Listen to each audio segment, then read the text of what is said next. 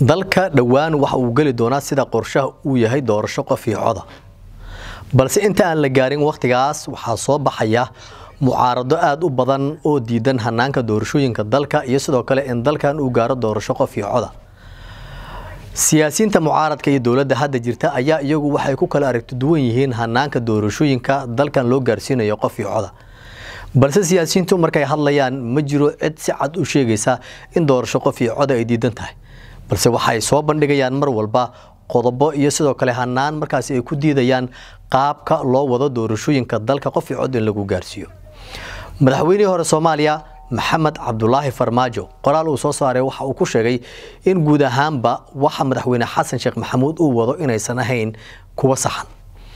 waxa uu eedeyn culus u jeediyay Farmaajo madaxweynihii hore Soomaaliya madaxweynaha hadda talada haya ee Xasan Sheekh Maxamuud qoraalkiisa waxa uu ku sheegay in dalkan aysan suuragal ka noqon karin in waqti ku darsasho ah madaxweyne Xasan Sheekh Maxamuud uu sameesto ujeedka ma ahan sida siyaasiyiintu iyagu ay aaminsan yihiin in dalkan Xasan Sheekh uu gaarsiinayo doorasho qof iyo cod balse waxay tahay ku darsi hor leh inuu sameesto madaxweyne Xasan Sheekh Maxamuud balse dhinaca kale Xasan iyo sidoo kale Xamsa marka la eego iyagu waxa ay mar walba soo bandhigayaan in dalkan guud ahaanba uu gaaro hanaanka doorasho qof iyo cod isla markaana laga gudbo qaababkii odayaasha dhaqanka ay wax ku soo dooranayeen haddii taasi ay dhacdo waxa meesha ka bixi doona dhaqaale aad u fara badan oo siyaasiyiinta hadda ay ku bixiyaan in kuraas markaas ay helaan qofka doonaya in xildhibaan uu helo waxa uu bixiyaa dhaqaale aad u fara badan isagoo dhaqaalahaasi siiya odayaasha dhaqanka ee markaas uu ka doonayo kursiga balse qof iyo cod markii la gaaro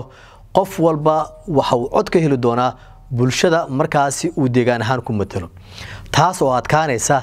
in siyaasi uu ku soo baxo hanaanka doorashooyinka qof iyo cod marka la eego Farmaajo isagu waxa uu aaminsan yahay in dalkan marna aysan ka dhaqan gali karin doorasho qof iyo cod ama waqti ku darsiya inuu sameesto madaxweyne Xasan guddiga madaxa banaan ee doorashooyinka ayuu meel cad iska dhigay oo waxa uu sheegay in isaga uusan aqoonsanayn isla markaana raali uusan ka ahayn waxa hadda gacmaha uu kula jiro madaxweynaha dawladda federaalka Soomaaliya Xasan Sheekh Maxamuud Farmaajo waxa uu sheegay in wax la tashiya aan laga sameyn siyaasiyiinta iyagu diyaar ku ah inay u tartamaan 2026 madaxtinimada ugu sareysa dalka waana sababta ugu weyn ee dhaliilaha uu wajahayo madaxweyne Xasan Sheekh Maxamuud siyaasiyiinta mucaaradka ee hadda dibadda ka jooga siyaasadda ayaa iyagu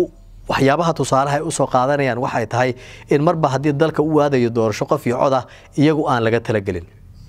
laakiin su'aalo badan ayaa dul hoganaya hanaanka siyaasiyiinta mucaaradka wax u rabaan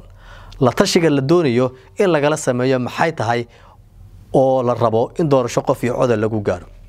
marba hadii dawladda hadda jirta ay qorsheynayso in iyadu dalkan doorasho qof iyo cod la gaarsiiyo 50 sano ka badan ayaa dalkan ugu dambeysay in doorasho qof iyo cod ay ka dhacdo balse marka la rajo ayaa laga qabaa in dalka doorasho qof iyo cod ay ka qabsanto tusaale Hargeysa iyo sidoo kale deegaanada kale ee Soomaaliland waxa ka qabsoonta mar walba ama madaxweynaha uu ku yimaada doorasho dadka shacabka codadka laga helo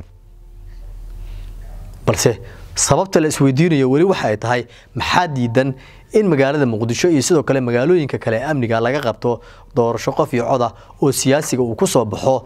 hanaan xisbi iyo sidoo kale in dadka cod laga helo dhinaca kale marka eegno Shariif Sheekh Axmed oo dalkan isna madaxweyne ka soo noqday iyo Cabdiraxmaan Cabdishakuur oo dhowr jeer oo hore u tartamay iyaguna sida ay si lamida waxay diidan yihiin hanaanka doorashooyinka qof iyo cod ee dalkan lagu gaarayo sababtuna ma ahan sida siyaasiyiintu iyagu ay sheegayaan in guud ahaanba doorasho qof iyo cod ay diidan yihiin oo kaliya waxay tahay inaan lagala tashan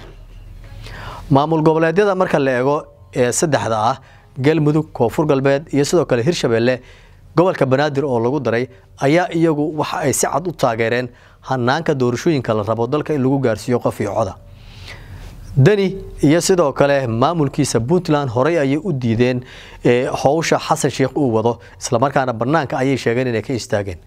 Jubbaland ayaa iyaduna ku soo biirtay markeeda oo diidan hanaanka doorashooyinka dawladda hadda jirta ee wax u qorsheynayso doorasho iyagu gaar u ah ayay rabaan Jubbaland mar kale inay qabsadaan Axmed Madoobe ayaa isagu doonaya in markiisa afraad la doorto taawade adiga sidee kula tahay dalkan suuragal ma tahay waqtigan inay ka dhacdo doorasho qof iyo cod